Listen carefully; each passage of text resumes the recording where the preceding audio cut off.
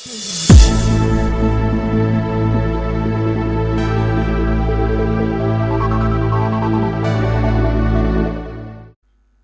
Class में हम लोग हाइड्रोकार्बन की कुछ रिएक्शन सीखेंगे, है ना। स्टार्ट करते हैं हम लोग सीखना। तो पहली रिएक्शन जो इम्पोर्टेंट है वो हमारी है ओजोनोलिसिस।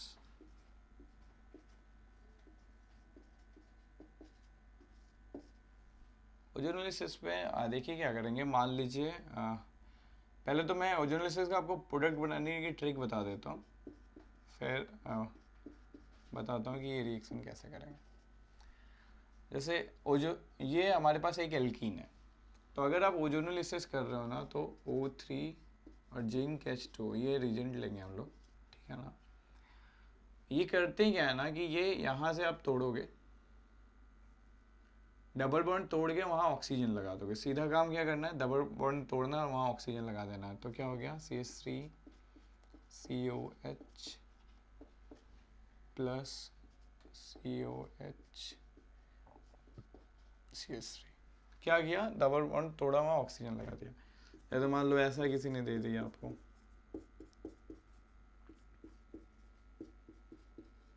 और इसकी ओजोनोलिसिस कर रहे हैं।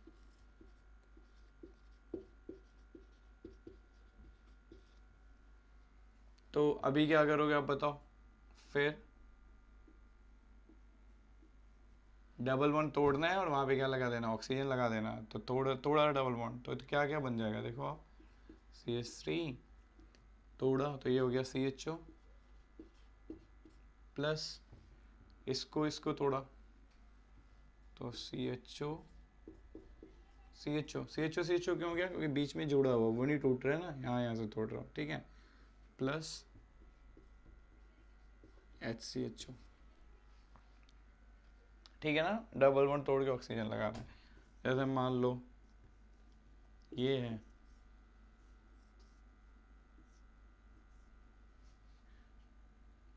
यहाँ पे करते हैं,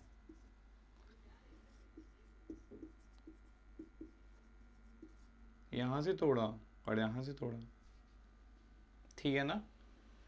तो क्या बन जाएगा बताओ। ये देखो 2 CH2 कार्बन है ना यहाँ पे, ये भी कार्बन है, ये भी कार्बन है, तो 2 कार्बन। ये तोड़ोगे O, ये तोड़ोगे O, तो क्या हो जाएगा CHO CH2 CH2 CHO। और यहाँ से तोड़ा तो CHO, यहाँ से तोड़ा तो CHO, तो ये क्या हो गया प्लस CHO CHO, ठीक है। तो अगर आप O3 जिंक H2O ले रहे हो तो ऐसा हो रहा है। अगर आपने जिंक नहीं लिया है ना, मैं बताता हूँ। जैसे आपसे O3 जिंक H2O लिया तो ऐसा हो रहा है, टूट गया। मान लीजिए आपने जिंक नहीं लिया, ठीक है, आपने सिर्फ ओजोनोलिसिस कर दी, मतलब सिर्फ O3 लिया, CH3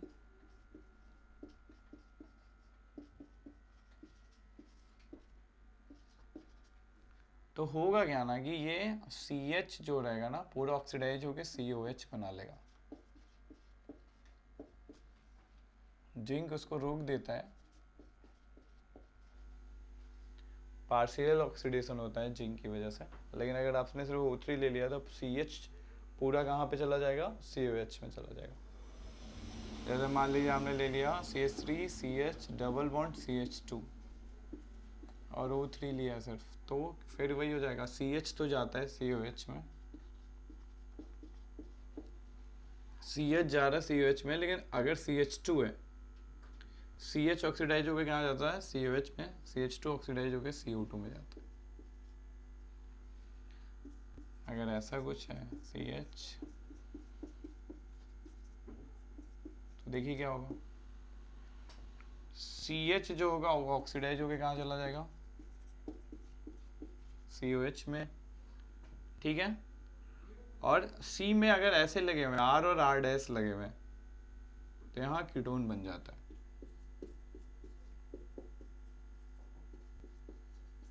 देखो क्या बताया, अगर CH लगा हुआ है ना दोनों साइड और जिंक नहीं लिया तुमने, जिंक और H2, तो CH कन्वर्ट हो जाएगा COH में, ठीक है। अगर डबल बॉन्ड CH है तो COH गया, CH2 किस में गया, CO2 में गया। डबल बॉन्ड CH तो तुमने सीखा है COH में जाता है, लेकिन अगर दोनों साइड अल्काइल ग्रुप लगा है तो CO में, ठीक है ना। तो जिंक क्या होता है, जिंक की वजह से ऑक्सीडेशन क्या होता है बताओ, पार्शियल ऑक्सीडेशन होता है। अगर जिंक हटा दिया तुमने यहाँ पे तो पूरा का पूरा ऑक्सीडाइज हो जाएगा, ठीक है ना। प्रोडक्ट बनाना सीख लिया, अब देखो रिएक्शन कैसे होती है दिखाता हूँ मैं तुम्हें। अच्छा अगर एल्काइन होगा,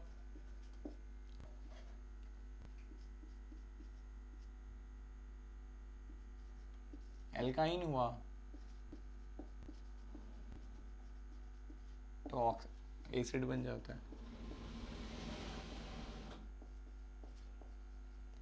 एल्काइन पूरा का पूरा क्या हो जाता है, ऑक्सीडाइज हो जाता है। एल्कीन में एल्डिहाइड कीटोन बनता है और ये पूरा क्या बन जाता है, एसिड बन जाता है, ठीक। अच्छा होगा क्या देखो, जैसे मान लो तुमने लिया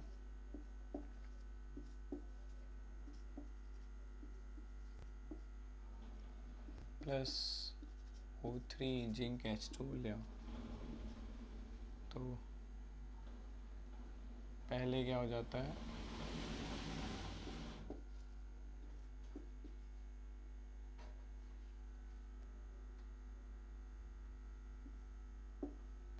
तो ये R हुआ और यहाँ पे पहले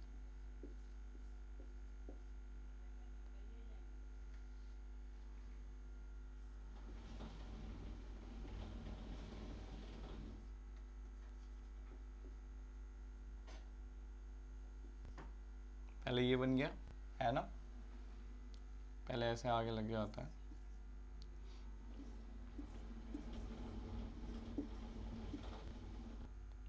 फिर ये रीअरेंज हो जाता है,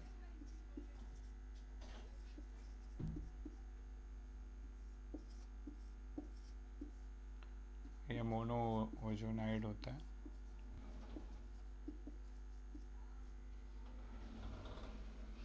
और फर्दर क्या होता है देखो, ये यहाँ से और यहाँ से ऐसे टूट जाता है,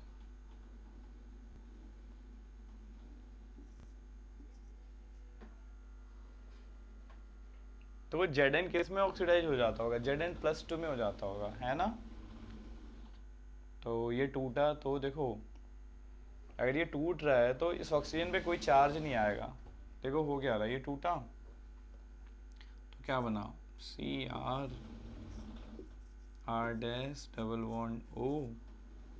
प्लस C⁻⁻O R, ये लो एल्काइल ग्रुप है R', और प्लस एक पूरा क्या बच गया, 1 नेसेंट ऑक्सीजन बच गया, ये वो निकल गया। जैसे देखो ना, इसको तोड़ो, मान लो इसको तोड़ा, इस पे प्लस आया, इस पे माइनस आया, एक पे ओ पे एक माइनस बचा है, ठीक है ना।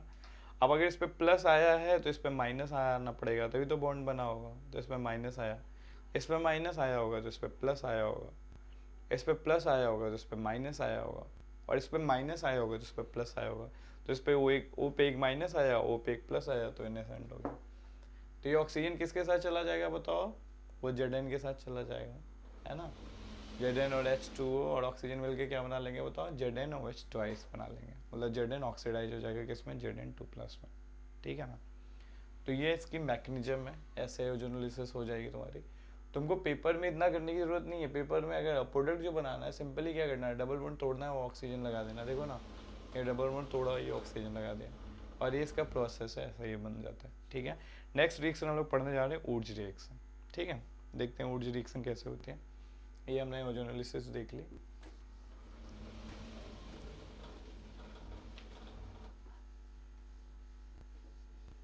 ऊर्ज रिएक्शन में देखो क्या होगा,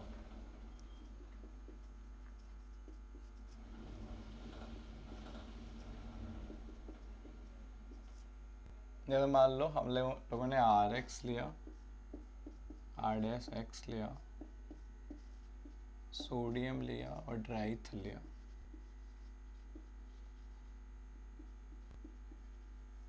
तो ऊर्ज रिएक्शन में होता ही क्या है ना, ऊर्ज रिएक्शन में हमारे फ्री रेडिकल बनते हैं, ड्राइथ की प्रेजेंस फ्री रेडिकल बनता है। तो क्या फ्री रेडिकल बन जाएगा देखो, R free radical, X free radical, R' free radical, ठीक है। तो देखो क्या क्या पॉसिबिलिटी है, और Na तो है ही अपने पास। तो देखो पॉसिबिलिटी कौन कौन से प्रोडक्ट की बनने की है, 2 R कंबाइंड हो जाए आपस में, तो क्या हो जाएगा, R R हो जाएगा। एक R ये वाला और एक ये R डैश मिल जाए तो R R डैश हो गया। 2 R डैश आपस में मिल जाए, 2 X फ्री रेडिकल आपस में मिल जाए तो क्या बन जाएगा, X2 बन जाएगा। एक X और ये N मिल जाए तो क्या बन जाएगा, NaX बन जाएगा। तो ये तो हमारे मेजर प्रोडक्ट बन गए।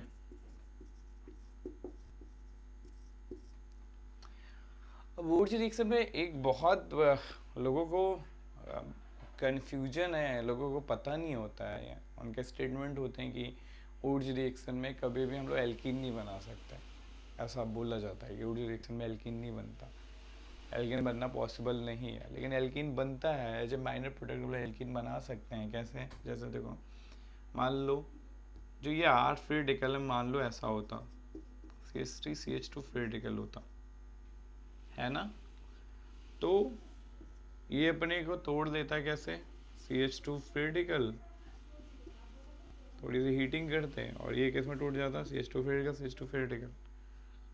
अब यहाँ से H फ्री रेडिकल निकला, ये H फ्री रेडिकल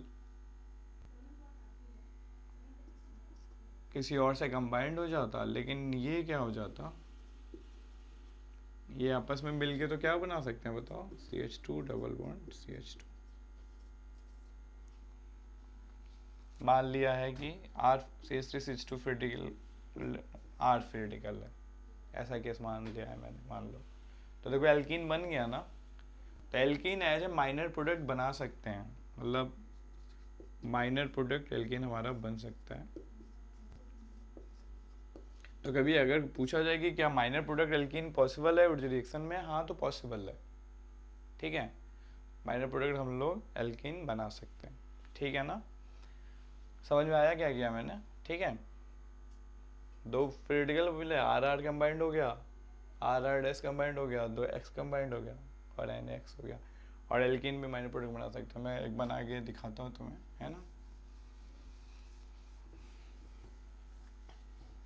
जैसा देखो किसी ने मान लिया, तुम्हें दे दिया CH3 CH2 Br, CH3 Br दे दिया, और हमको दे दिया Na और ड्राईथर दे दिया। तो देखो क्या हो जाएगा, 2 ये आपस में कंबाइंड हो जाए तो क्या हो जाएगा, CH3 CH2 CH2 CH3, 2 CH3 combined हो जाए, है ना। उसके बाद क्या हो जाए बताओ, एक ये और एक ये कंबाइंड हो जाए,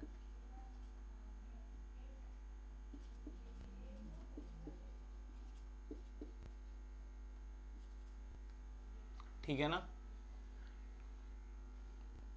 ये प्लस क्या बन सकता है, Br2 बन सकता है, प्लस क्या बन सकता है, NaBr बन सकता है। अब अगर इसका हम लोग, ये तो मेजर प्रोडक्ट हो गया, माइनर प्रोडक्ट की बात करो तो CH2 डबल बॉन्ड क्या बन सकता है, तो CH2 हो गया, ये माइनर प्रोडक्ट हो गया। अब यहाँ से जो H फ्री रेडिकल निकला था, यहाँ से जो H फ्री रेडिकल निकला था ना, वो जाके क्या हो सकता है बताओ, वो H फ्री रेडिकल जाके इनके साथ भी जुड़ सकता है, तो ये भी बन सकते थे ना, C2S6, ये भी माइनर बन गया, प्लस इनके साथ भी जुड़ सकता है तो CH4, ये भी माइनर बन गया, Br के साथ भी लग सकता है तो HBr, ये भी माइनर बन गया। तो ये देखो एक डीप कॉन्सेप्ट है इसका, ये पता नहीं रहता हमें, लेकिन ये माइनर प्रोडक्ट भी बन सकते हैं। समझ में आया ना। तो ये हम लोगों ने क्या पढ़ लिया, वुड्स रिएक्शन पढ़ा। नेक्स्ट देखने जा रहे हैं हम लोग कोरे हाउस सिंथेसिस, ठीक है। नेक्स्ट हम लोग कोरे हाउस सिंथेसिस करें, बिठाता हूँ मैं इसे।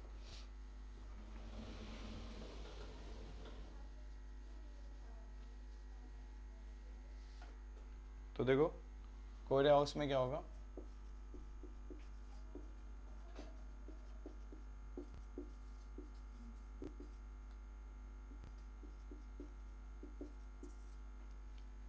लिया हम लोगों ने R2CuLi लिया, R' लिया, ठीक है। अब देखो होगा क्या, R2CuLi में R माइनस मिलेगा कि नहीं, दिख रहा है आपको, कैसे टूटेगा, Cu प्लस Li प्लस और ये R माइनस बनेगा, और ये क्या बताओ R' है, तो ये इस पर अटैक कर दे, और ये X क्या है बताओ, लिविंग ग्रुप है ना, X तो लिविंग ग्रुप होता है ना, X जो होता है नहीं पता है तो समझ लो लिविंग ग्रुप होता है, मतलब ये क्या हो गया, न्यूक्लियोफिलिक सब्स्टिट्यूशन हो गया, ये अटैक किया और ये X यहाँ से निकल जाएगा, तो यहाँ पे क्या बन जाएगा बताओ, R' बन जाएगा। ऐसे कहने का मतलब ऐसी रिएक्शन है, CH3 twice CuLi plus CH3 CH2Br है, तो ये क्या हो जाएगा, यहाँ से निकलेगा, इस पर अटैक करेगा और वो निकल जाएगा, तो हमारा क्या हो जाएगा CH3 CH2 CH3 हो जाएगा, ठीक है ना, समझ में आया क्या हुआ। अच्छा ऑर्गेनिक रिएक्शन बैलेंस नहीं करते, जैसे तो ये हिसाब किताब मत लगाओ कि Cu प्लस क्या हुआ, Li प्लस क्या हुआ, Br निकला तो कहाँ गया, है ना, ऐसे नहीं देखते हैं, देखते क्या है कि प्रोडक्ट बन क्या रहा है, अच्छा हो क्या होगा, अच्छा सोचो एक्स जो निकला है वो Li प्लस के साथ चला गया होगा, अब अगर इनके 2 मोल मिल जाते हैं, मतलब इनका 2 ले लो तो 2 बार CH3 पर अटैक कर सकता है, अगर एक बार चला गया तो उससे CH3 माइनस बचा है, तो CH3 माइनस क्या होगा, Br प्लस से रिएक्ट कर लेगा और आपका Li प्लस क्या हो जाएगा, बचा रह जाएगा, Li प्लस तो स्टेबल है, कोई दिक्कत नहीं है ना, तो ये आपकी कोरियोस सिंथेसिस हुई, समझ में आया क्या, क्या R आया अटैक किया, X लिविंग ग्रुप निकल गया तो R हो गया, तो कोरियोस सिंथेसिस आया तो क्या करो, इसको ले लो और इसको आपस में क्या कर लो, कंबाइन कर लो, ठीक है। नेक्स्ट पढ़ने जा रहे हैं हम लोग कोल्बे इलेक्ट्रोलिसिस, ठीक है।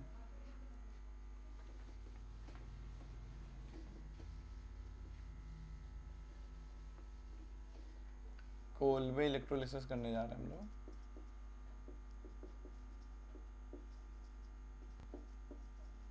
कोल्बे इलेक्ट्रोलिसिस बहुत सिंपल होती है, आपको सॉल्ट लेना है,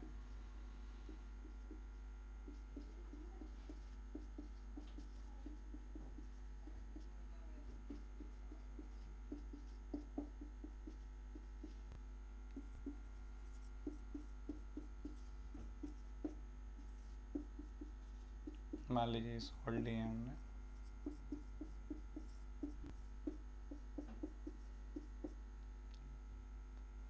पहली रिएक्शन है, दूसरी है, और 2CH3, तो इलेक्ट्रोलिसिस कर रहे हैं हम लोग,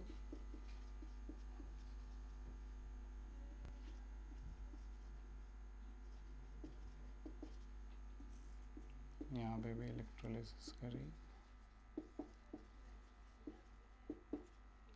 और यहाँ पे भी इलेक्ट्रोलिसिस कर रहे हैं,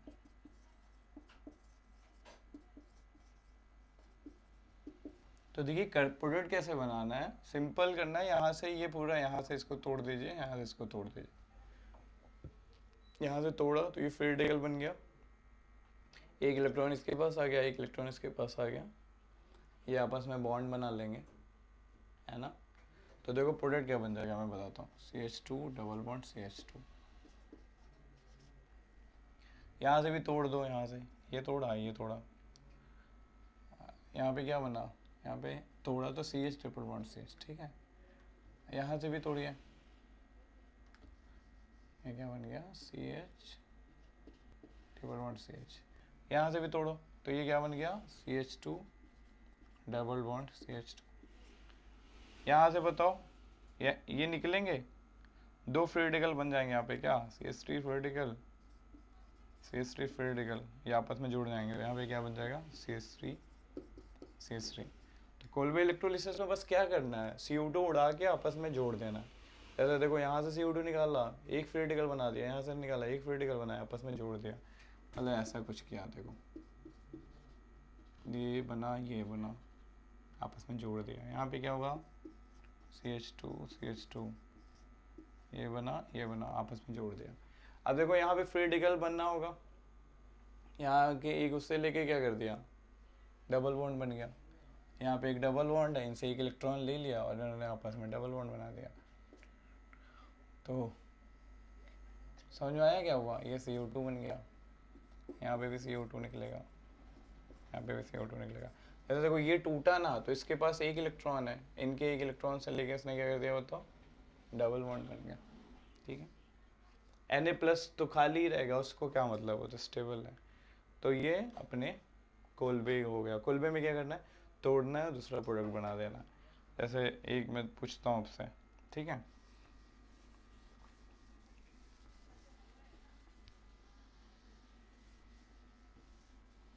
जैसा मान लो ऐसा दिया हुआ है आपको,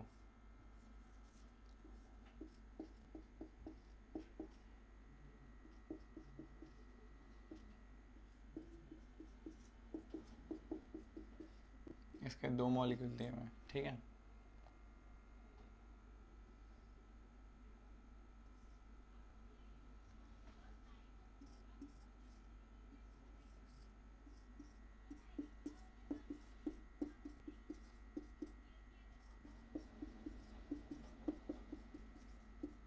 दोनों की इलेक्ट्रोलिसिस कराई, तो इसके 2 दिए हैं, तो 2 जुड़ जाएंगे आपस में आके, तो कैसा बन जाएगा? देखो क्या करना है, यहाँ से तोड़ना है, दूसरा जोड़ देना लगे।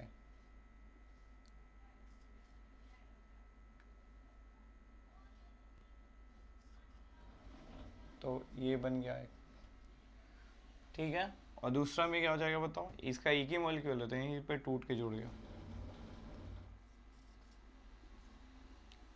ठीक है। तो ये हो गया। नेक्स्ट हम लोग करने जा रहे हैं कोल्ड केमिनोफोर। मिटाते हैं। देखो कोल्ड केमिनोफोर के साथ रिएक्शन कैसे होती है। जो कोल्ड केमिनोफोर होता है ना,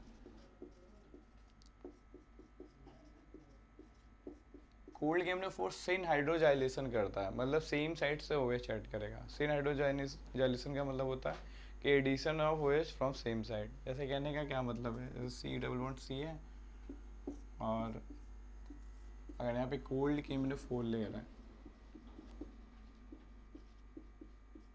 तो ये क्या करेगा? सिन हाइड्रोजाइलेशन करेगा, मतलब सेम साइड क्या ऐड हो जाएगा? OH ऐड हो जाएगा, ठीक है ना। अच्छा, इसके लिए एक चीज़ ध्यान देनी है, ये एक मैं टेबल बता रहा हूँ, ये ध्यान में रखना पड़ेगा आपको कि अगर सिस है, सिस में कोई सिन रिएक्शन करवाएगी, तो जो फाइनल प्रोडक्ट बनता है ना सिस का सिन, वो मेसो होता है। मेसो का मतलब याद है, मतलब कि सिमिट्री होगी, है ना। और वो ऑप्टिकली क्या होगा? इनएक्टिव। तो देखो कैसे किया करते हैं हम लोग। सिस है ना, सिस में ज्योमेट्रिकल आइसोमेरिज्म में सिमिट्री है, सिस में ज्योमेट्रिकल आइसोमेरिज्म में सिमिट्री है, उसका प्रोडक्ट बना रहे हो सिन, मतलब ज्योमेट्रिकल आइसोमेरिज्म में सिमिट्री है, सेम साइड से ऐड कर रहे हो, सिमिट्री के साथ ऐड कर रहे हो, तो जो प्रोडक्ट बनेगा उसमें भी सिमिट्री होगी। प्रोडक्ट ऑप्टिकल बनता है, तो ऑप्टिकल आइसोमेरिज्म में सिमिट्री कहाँ होती है? मेसो में होती है, तो इसलिए सिस का सिन मेसो बना। ट्रांस अगर लिया तुमने, ट्रांस में देखो सिमिट्री नहीं है, ट्रांस में सिमिट्री नहीं है, सिन कर रहे हो, मतलब उधर भी सिमिट्री नहीं होनी चाहिए, तो उधर सिमिट्री नहीं होगी, तो ये क्या बन जाएगा? रेस्मिक बन जाएगा। अच्छा देखो, फिर सिस लिया, सिस का एंटी किया, मतलब इसमें सिमिट्री है, एंटी कर रहे हो, मतलब उधर सिमिट्री नहीं होनी चाहिए, तो ये रेस्मिक बन गया। फिर ट्रांस का एंटी, इधर देखो सिमिट्री नहीं है, एंटी, उधर सिमिट्री होनी चाहिए, तो मिस हो गया। तो ये टेबल तुम्हारे पास होनी चाहिए कि सिस का सिन मेसो, सिस का सिन मेसो, ट्रांस का सिन रेस्मिक, सिस का एंटी रेस्मिक बनता है, ट्रांस का एंटी मेसो बनता है। तो जैसे अगर कोई ये सिस होता, सिस होता तो इधर क्या बन जाता? मेसो बन जाता कोल्ड केमिनोफोर के साथ। अगर इधर ट्रांस होता तो उधर क्या बन जाता? रेस्मिक बन जाता, है ना। तो कैसे रिएक्शन होती है कोल्ड केमिनोफोर के साथ मैं दिखाता हूँ तुम्हें, है ना। ये मिटा के दिखाता हूँ मैं तुम्हें। कोल्ड KMnO4 आएगा, पहले आगे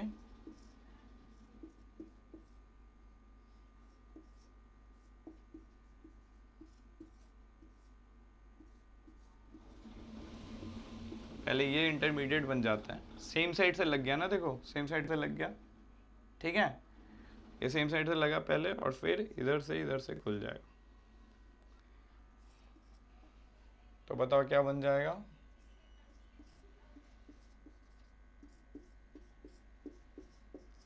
तो बेसिकली काम की चीज़ क्या है कि कोल्ड KMnO4 क्या करता है, सिन हाइड्रोजाइलेशन करता है, ठीक है ना, यहाँ तो समझ में आया। नेक्स्ट देखते हैं हम लोग।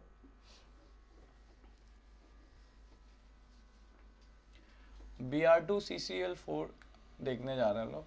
X2 ले लो अब, X2CCl4, ठीक है। अब मान लो ये लिया आपने X2CCl4 ले रहे हैं, यहाँ पे X क्या होता है, क्लोरीन, ब्रोमीन, आयोडीन, फ्लोरीन नहीं लेते हैं, है ना। तो यहाँ पे क्या होता है, एंटी एडिशन होता है, मतलब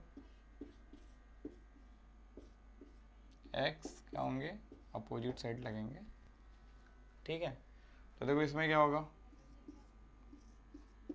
पहले X प्लस आता है, X प्लस आगे X2 कैसे टूटता है, X प्लस और X माइनस में टूटेगा। CCl4 की प्रेजेंस की वजह से X प्लस और X माइनस में टूटता है, ठीक है ना। X प्लस और X माइनस में टूटा। अब दूसरा जब X माइनस आएगा तो देखो सेम साइड से आएगा तो हिंड्रेंस हो जाएगा ना, ये X प्लस बना है, सेम साइड से आएगा तो हिंड्रेंस होगा। तो X प्लस क्या हो, जो X माइनस है वो अपोजिट साइड से आता है और ये इधर से मिल जाता है। तो देखो ये बन गया,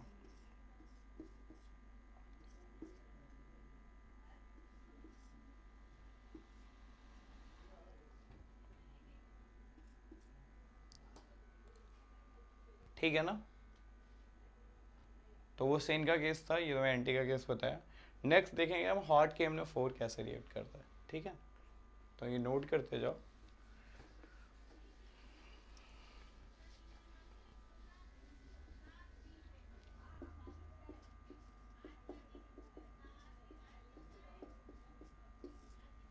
तो अगर हॉट KMnO4 रहेगा, हॉट KMnO4 का काम ऑक्सीडेशन है। तो जैसे मान लो C3CH डबल बॉन्ड CH2 है, यहाँ हॉट KMnO4 लिया, तो हॉट KMnO4 करता है क्या, CH को ना COH में बदल देता है। तो क्या हो गया, CH3COH, और CH2 को CO2 में बदलेगा, मतलब डबल बॉन्ड CH को कहाँ पे लेके गया, COH में लेके गया, और डबल बॉन्ड जो CH2 था उसको कहाँ पे लेके गया, CO2 में लेके गया, सही है ना। CH को कहाँ लेके गया, COH में, CH2 को CO2 में। अगर ऐसा ही कुछ है,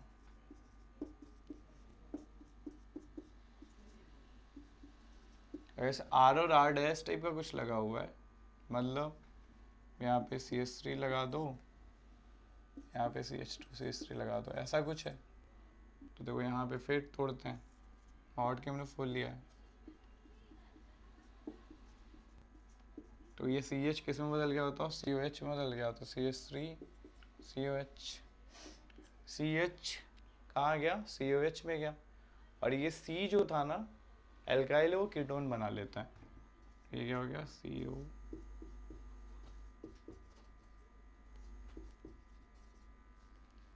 ठीक है। तो ये हॉट KMnO4 का ऐसा एक्शन होगा, समझे ना आप।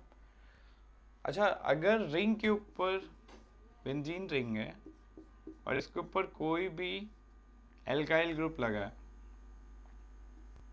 1 डिग्री या 2 डिग्री, हॉट KMnO4 ले लिया, इसकी लेंथ कितनी भी हो, कितनी लंबी भी चेन हो, एट द एंड ये क्या बना लेता है, COH, बेंजोइक एसिड, है ना। लेकिन अगर इसके ऊपर 3 डिग्री लगाओ, मतलब ऐसा कुछ लगा हुआ 3 डिग्री, मतलब जो कार्बन रिंग से अटैच है वो 3 और कार्बन से अटैच है तो उसको 3 डिग्री बोलते हैं। वो कार्बन 3 और कार्बन से अटैच है तो उसे 3 डिग्री, ऐसा कुछ लगाओ। हॉट के हमने 4 लोगे, इस केस में नो रिएक्शन होती है।